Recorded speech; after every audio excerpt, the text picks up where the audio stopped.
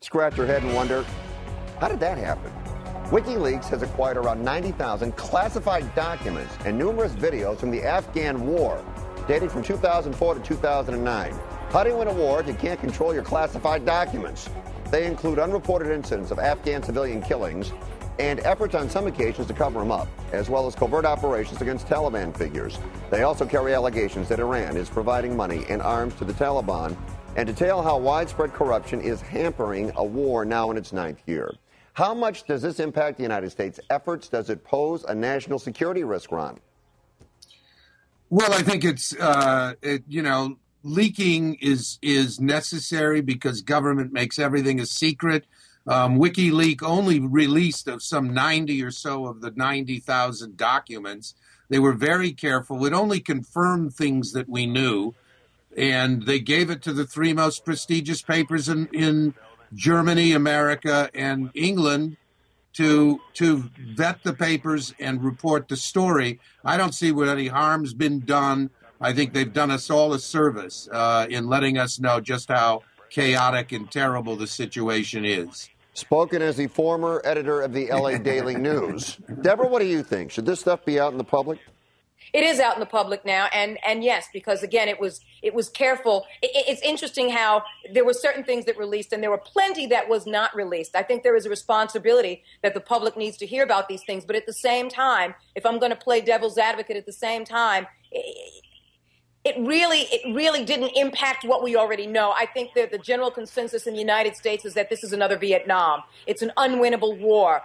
We're fighting for a democracy that where against people that don't want us there, where democracy is not wanted in the form of American democracy. We're disliked across the world when it comes to that stuff. So, yes, that information is out there. I don't think American citizens will rally to any particular cause one way or another. I don't think the information is significant enough for there to cause a significant threat, a serious threat to the security of the United States. I think what it is more than anything else is a reminder that this war has been and is a travesty that's more complex than we've ever known it to be, and it's not going to end for a very, very long time, unfortunately. And that is the unfortunate part of it. All right, let's get to our last topic. Do you have a dog? Would you like a dog? Would you buy one at the pet store? Well, you can't in West Hollywood. You may not be able to buy one in San Francisco either. Up north, they're considering a ban on sales of almost all pets, with the exceptions of reptiles for now.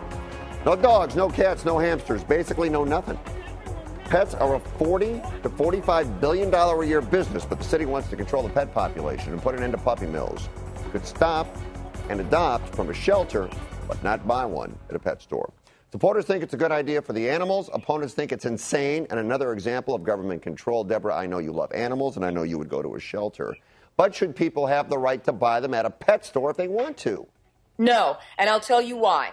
I really appreciate you saying that I love animals, but I go beyond that. I'm an animal advocate, and I've been volunteering with a number of organizations for years, for almost 14 years here in Los Angeles. I picket almost every Saturday at a place here in Sherman Oaks, California, that is getting their dogs and getting their puppies from puppy mills. If more people knew about puppy mills, if more people saw the footage, if more people saw more of the undercover videos, they would think twice themselves, knowing that shelters, knowing that various organizations that are in neighborhoods, that are in communities across the country, let alone across Los Angeles, California, have pedigree animals.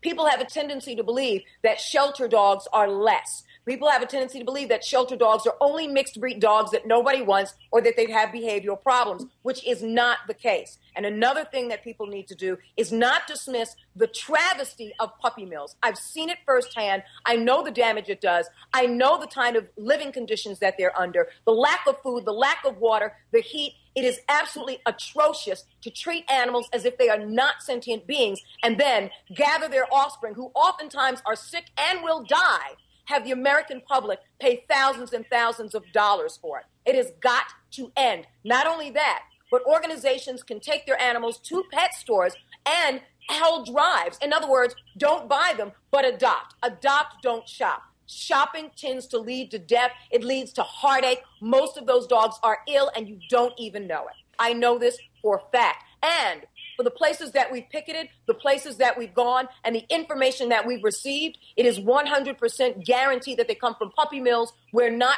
heartfelt fanatics who go around hugging trees and picketing because we like to. Ron, we have 10 seconds left. What could anybody say after that from a true animal lover? They're a terrible thing. The puppy mills, I don't know if this is effective. West Hollywood has every right to do what it wants. But what about reptiles? Aren't they human too? I mean, that's what I think. Every animal ought to be protected. If it's good for one, it's good for them all. There's always one place to start and other places to continue. Okay. The path is not over. The journey goes on. Well, our conversation with the two of you, of course, will continue down the road. Ron and Debra, thanks a lot. Nice job today. Thank you. Absolutely. Thank you.